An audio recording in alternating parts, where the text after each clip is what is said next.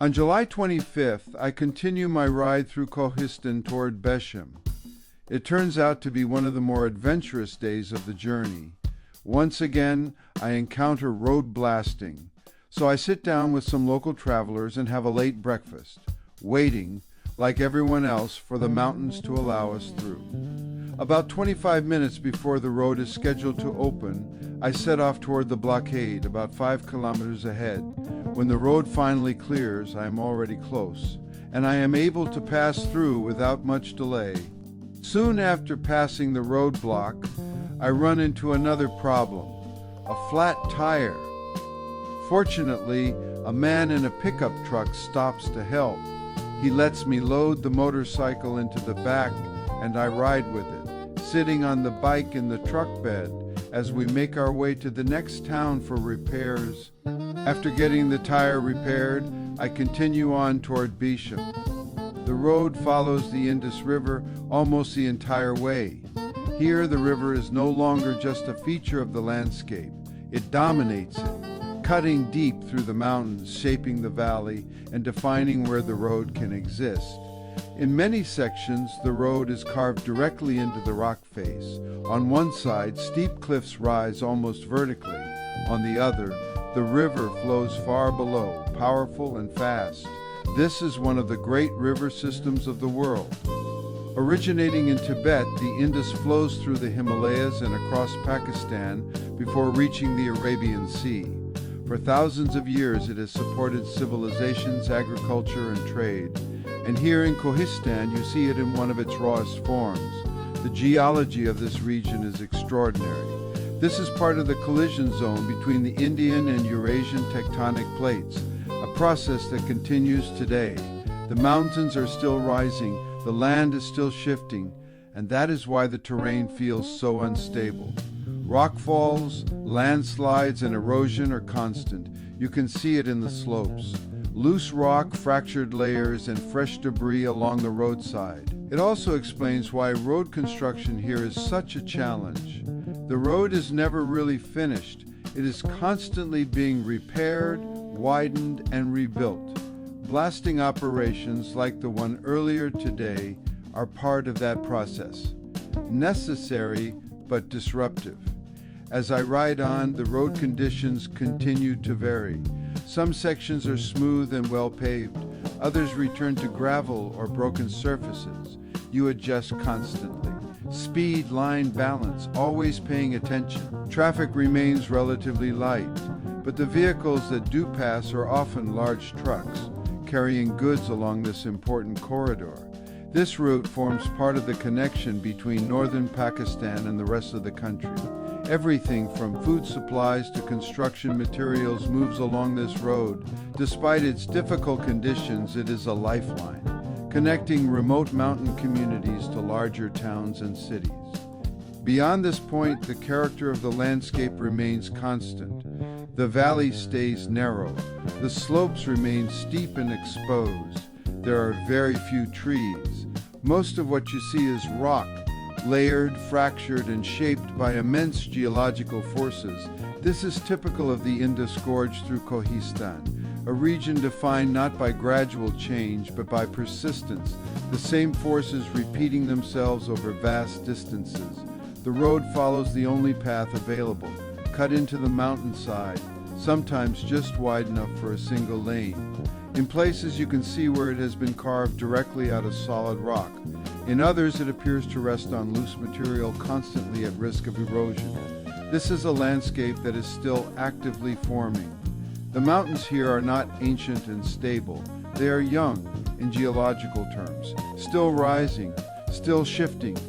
The collision between the Indian and Eurasian plates continues to push this region upward, and as the land rises, the river cuts deeper, creating the dramatic relief that defines this area. In some sections, the difference between the river and the surrounding peaks reaches several thousand meters. This combination of uplift and erosion is what makes the Indus Gorge one of the deepest in the world. Historically, this region has always been difficult to cross. Long before modern roads, movement through these valleys was slow and dangerous. Travelers followed footpaths along the river, navigating landslides, rockfalls, and narrow ledges. These routes were part of broader networks connecting South Asia with Central Asia. Trade, migration, and cultural exchange all passed through regions like this, but always with difficulty. Even today, that challenge remains. The road may exist, but it does not remove the underlying realities of the terrain. You can still see how temporary everything feels. Fresh rockfall debris, sections where the road has been recently rebuilt, and areas where blasting has opened new passages through the mountain. This constant rebuilding is part of life here.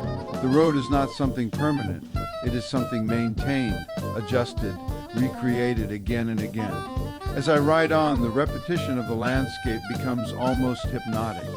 The same patterns, rock, river, road, again and again. But within that repetition, there are subtle variations.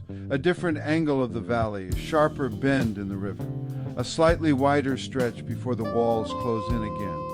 It is a place that does not change quickly, but it does change moment by moment, over time. Another thing that becomes clear is how little margin there is. The road, the river, and the mountain all compete for space. There is no extra room, no buffer. Everything exists within tight limits. And that defines how you move through it, carefully, attentively, always aware of what lies ahead. This is not a place where you can relax completely, but it is a place that demands your full attention. And in doing so, it pulls you deeper into the experience. This stretch of the journey is not about reaching a destination quickly. It is about moving through one of the most powerful natural landscapes in the region, where geology, history, and human effort all intersect, and where the road itself tells the story of that relationship.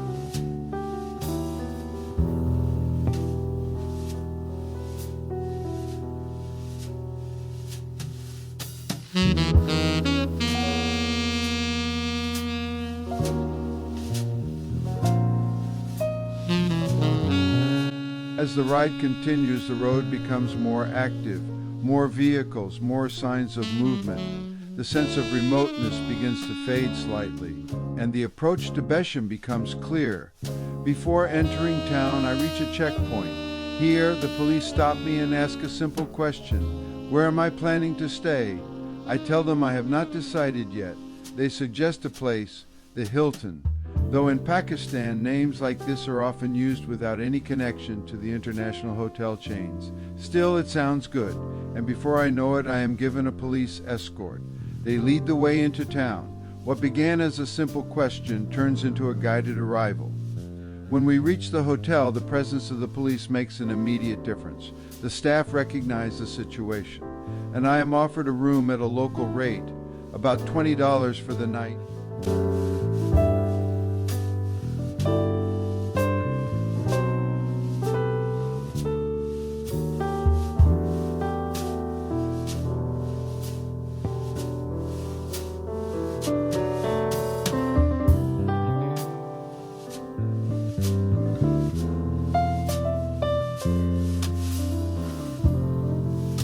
Okay. Okay.